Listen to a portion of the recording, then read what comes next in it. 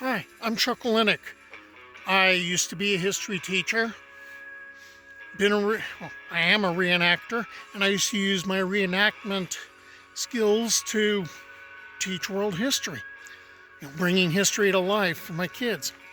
Well, I'm not in the classroom anymore, so I am putting my garb to use that I've acquired over the years and wandering up and down the state of California and telling history stories.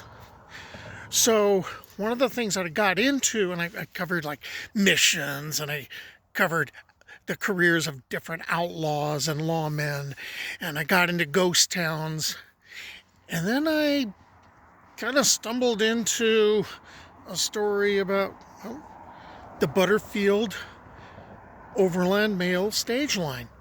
And a couple of the ghost towns I was checking out turned out to have been, they started from stations that were, along the route where the, stagecoach drivers would change horses and people could basically get a rest stop. Well, but that led to me finding, hey, like about every dozen miles or so, there'd be a station. So I want to go find them. I've already done 5 of the stations in the previous video for the first division of the stations in California. So that was starting at like the Cahuenga station and in Los Angeles, or the mouth of the San Fernando Valley, and I'm going on up San Francisco Canyon, where I happen to be right now, and I'm going to go on to the next 4 stations, and the next one is about 13 miles away, and it's at a place called Mud Spring. I hope you stick with me. The line, which operated from 1857 until it closed down because of the Civil War in 1861, transported passengers and mail from St. Louis into San Francisco, a 2,800-mile route in 25 days, and they relied upon 150 stage stations to do this. In California, and this station is a channel which focuses upon California history, the Butterfield Overland Mail route was 742 miles long from the Colorado River to San Francisco, carrying passengers and mail, and there were 53 stage stops in California. Of those 53 stage stops, 34 were in the first division, which included Warner's, the Bay Area, to Los Angeles, and 19 were in the second division, Los Angeles to the Colorado River, basically around Yuma. These stations were located anywhere from 8 to 38 miles apart. The average seemed to be about 12 miles. Here they could change horses, drivers, and at some of these, the passengers could get food as long as they adhered to a strict schedule. In the previous video, I visited the first 5 stage stops of the first division, starting with Cahuenga to the Lopez Station in the northern San Fernando Valley, to Lion Station in U-Haul, up San Francisco Canyon to King Station, and finally to Widow Smith Station, a mile south of Green Valley. The next station, Mud Spring Station, was about 11 miles away, and the last of the next 3 stations would only be another 40 miles. That shouldn't be hard to find. I have GPS. Well, I've just been driving along a number of miles of dirt road, so didn't expect that. Let's hope that this is going to go better. Head toward 160th Street West. And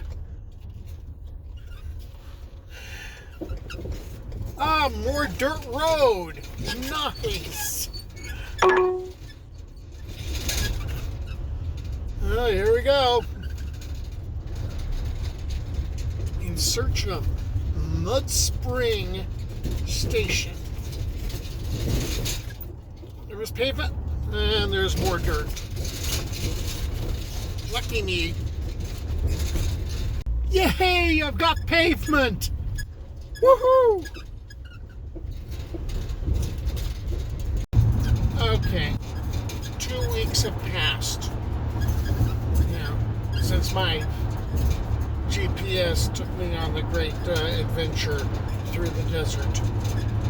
But as a number of my friends have pointed out, when I told them my tale of woe, they basically said, "Oh yeah, you're going back because you have to, because you're obsessed." But yeah. So what I'm doing this time, I'm not going to go up San Francisco Canyon to look for mud springs. What I'm going to do is I am going up the 14 towards Lancaster, and I'm going to get off at Avenue I and basically head west for, about 15 miles, 16 miles, and we'll see if my GPS is going to behave. So why am I out here? Why am I driving through the desert? Well, I am in search of Mud Spring Station. I know the station's not there, all right? I would be very surprised if there was anything left of the station. But what I'm looking for, okay, it used to be called Aguaje Lodoso, or Muddy Watering Place, when this was on the old El Camino Viejo. That was the inland road that was running through Alta California, where most people have heard of the El Camino Real, which was much more of a coastal thing, which was connecting the missions. So, with the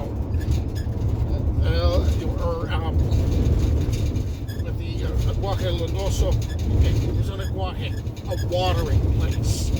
Okay, now, things get a little deceptive when you start looking at maps. I switch this, because I have to gesture. Alright, when you start looking at maps of, the Butterfield Trail, or Butterfield stage line, you get this idea that, it just simply goes like this, and each of the stations is like a pearl on a necklace, and that's not the way things worked. It was more like, okay, we're going up San Francisco Canyon. Okay, now we got to go out into the desert in Antelope Valley, and now we're going to go over to Neenach to hit the next station. Now we're going to start moving north again. So it's going to get a little weird. All right. Okay. What do I do if I cannot find it? What do I do if my GPS has a nervous breakdown again, or I'm just basically unable to find it? And that has happened to me before, where I have looked for places, I've looked for markers and plaques, and they did not exist. I'm like, okay, or they were stolen. Okay, if I can't find it this time, I'm just going to move on to, I'm going to admit defeat, and I'm going to move on to the next station, which is in the community of Neenach, and take it from there.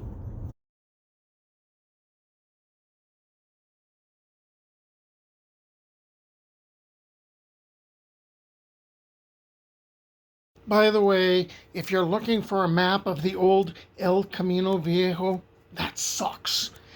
A lot of what I had to do was look at a number of maps and just kind of figure it out.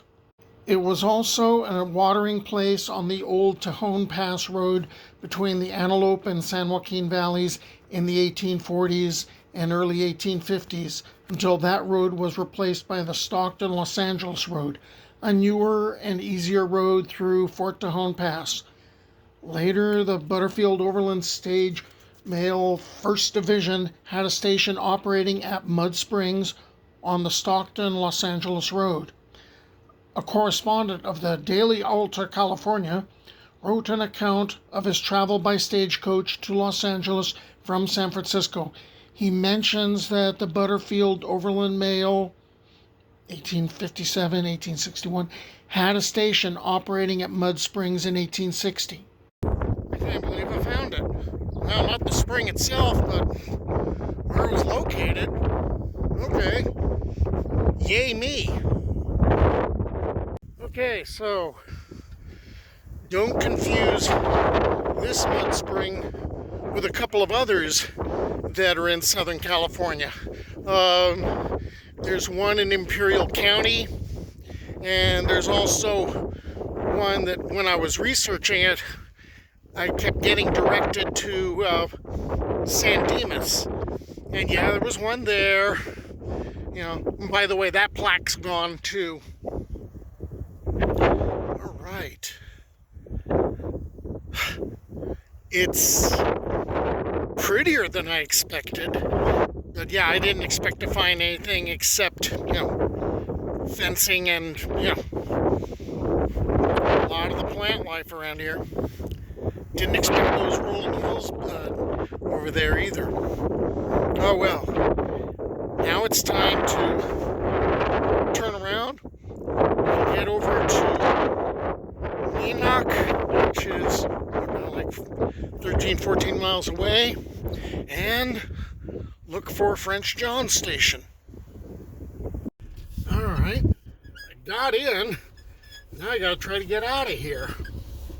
So, on to Neenach.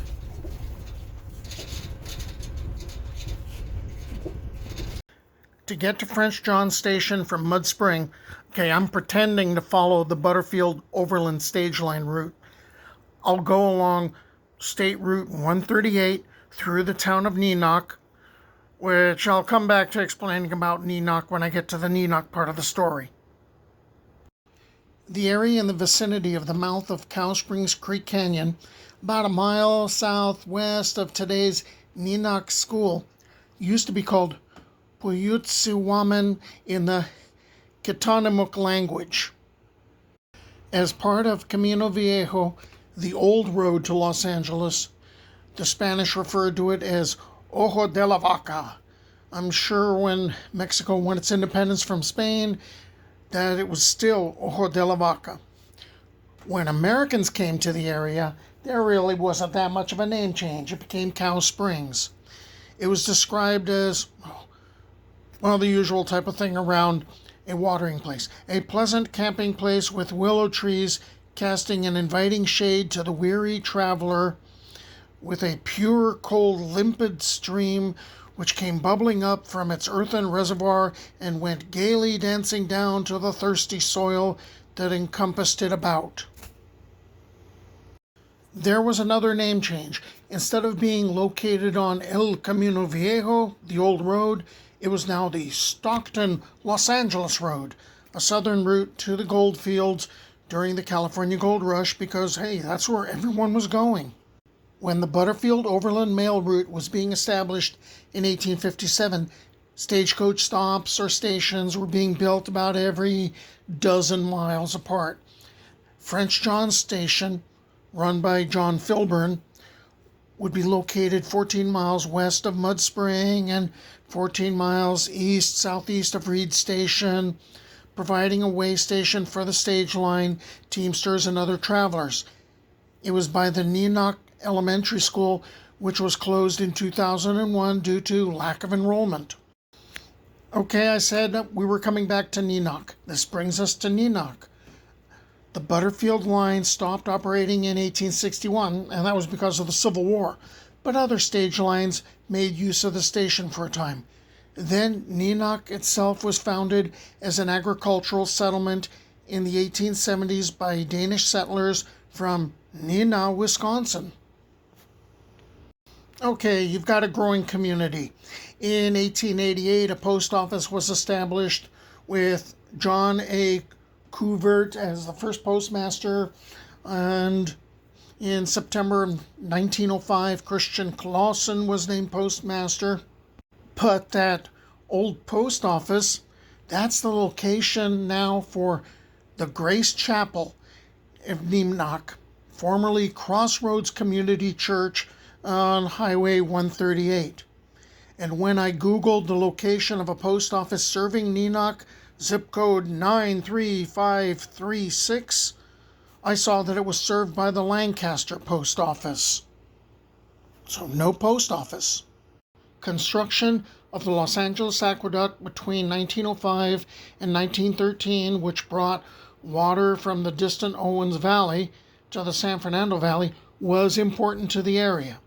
On July 13th, 1917, Chief Water Engineer William Mulholland of the City of Los Angeles, the builder of the aqueduct, received word that the line had been broken. He went to Neenach and found a 60-foot rupture. He ordered additional surveillance, and that led to the arrest of one man who was an employee of the rival Los Angeles Gas and Electric Company. That guy got released later on. Something else which puts Neenach on the map for a while: gold was discovered in the hills south of the community in the early 1930s. The O Susanna mine produced some $7 million over the few years of its operation. Another account says that total gold production from the Neenach mining district was $200,000. That's a big difference. Well, in time, the population's going to shrink and kids are going to move away as soon as they're able to. And that would leave a population of 800. Maybe not a ghost town, but if you don't have any kids to warrant a school anymore, and you don't have a post office anymore, but you used to have them, yeah, to me that kind of puts you in ghost town territory. Next stop, Reed Station, 14 miles northwest of French John's Station and of Neenach, and 8 miles southeast of Fort Tejon, near to the south of the summit of the Tejón Pass. If you need to locate it near a town, that'd be Gorman, one of the unincorporated mountain communities of the Tejón in northwestern Los Angeles County. This site in Peace Valley, south of the Tejón Pass, has served as a historic travel stop dating back when there was a Tatavian village of Krushajek, or Krushajek.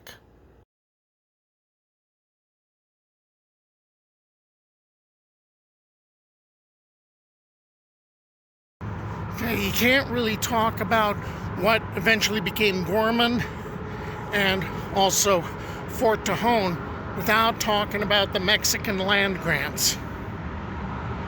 The Spanish and Mexican colonial El Camino Viejo passed through the area en route to Old Tejón Pass. When the Gorman area was part of Rancho Los Alamos y Agua Caliente, an 1846 Mexican land grant whose name meant Cottonwoods and Hot Springs Ranch. Adjacent to it were two other Mexican land grants in the Tehachapi Mountains, Rancho El Tejón and Rancho Castach, which are going to become important to the area later. The route of the Stockton-Los Angeles Road went through Tejón Pass after 1852. The first American settler in the area was a man named Charles Johnson. That was after 1853.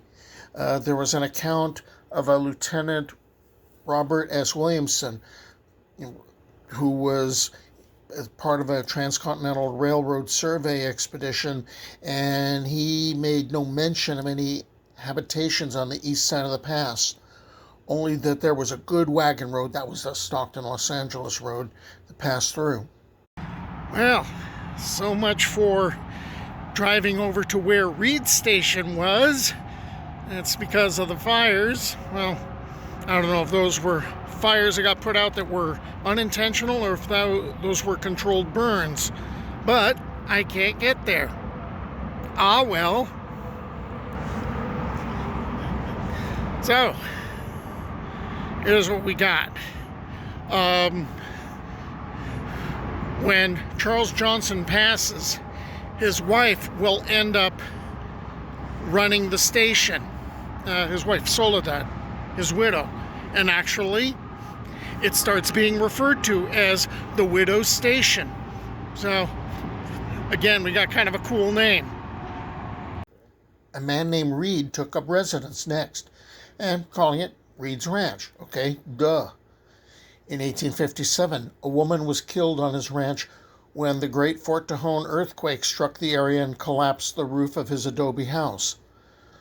Reed then built a substantial log house, which became Reed Station on the Butterfield Overland Mail 1st Division stations in 1858.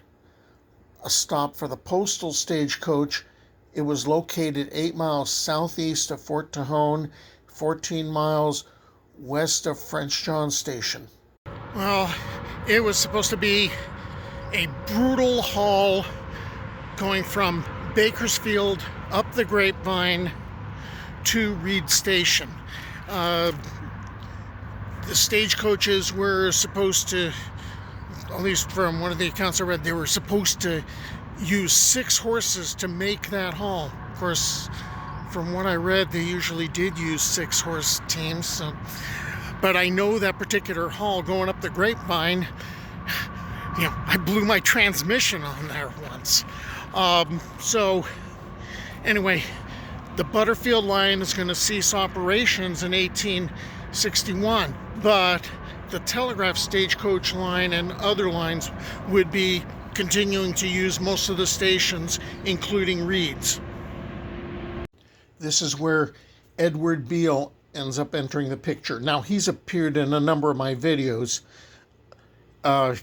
He was the one who achieved national fame by carrying to the east the first gold samples from California. That contributed to the gold rush. In the late 1850s, he surveyed and built Beale's Wagon Road, which many settlers used to move to the west and which became part of Route 66, and it was the route for the Transcontinental Railroad, became California's first superintendent of Indian Affairs, and encouraged the building of Fort Tejon.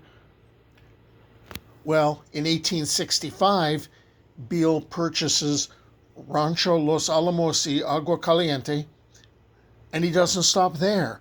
He acquires 3 of the other Mexican land grants that were in Kern County, Rancho El Tejon, Rancho Costac, and Rancho La Libre, which also had a little piece of LA County.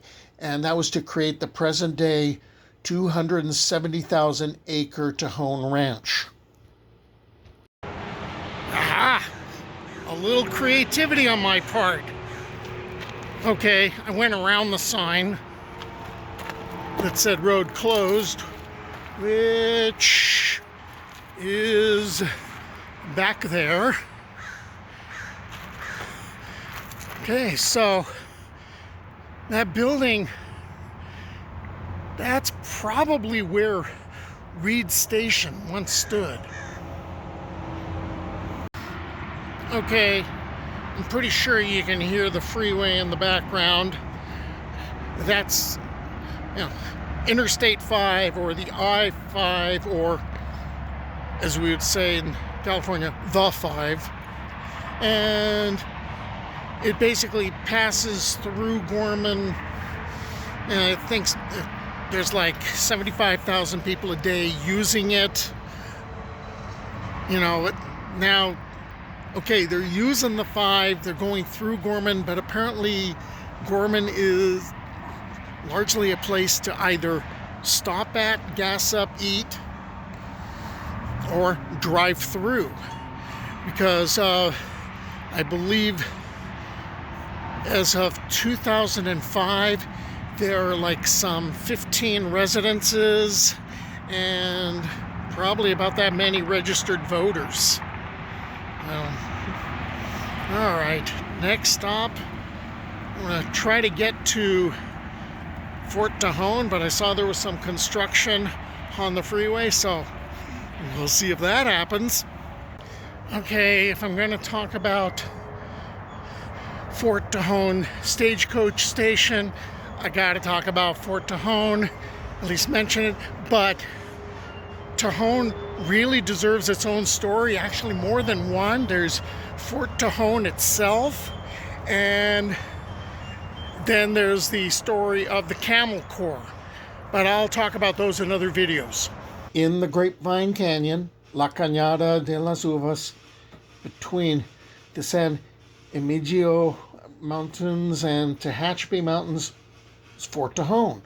It's a former United States Army outpost which was intermittently active from June 24th, 1854 until September 11th, 1864, when it was finally abandoned. All right, Edward Beale is back in the story as Superintendent of Indian Affairs in California and Nevada. He establishes the fort's location, and it was supposed to protect the San Joaquin Valley from the south and the west. The fort was alongside the Stockton-Los Angeles Road. From 1858, it was a stagecoach station on the Butterfield Overland Mail. Actually, it's on the other side of the 5 freeway, which followed the same route as far as Visalia. As to who was stationed at Fort Tejon, well, it was the headquarters of the 1st U.S. Dragoons until those regular Army troops were transferred to the east in July of 1861, soon after the outbreak of the American Civil War, where they became the 1st Cavalry, except there already was a 1st Cavalry, so the 1st Cavalry is going to end up getting renamed because of seniority, the 4th U.S. Cavalry. It gets a little confusing. Which is also when the Butterfield stage line shut down, and also why? The Civil War. Now other stage lines are going to come in, and they're going to use the station.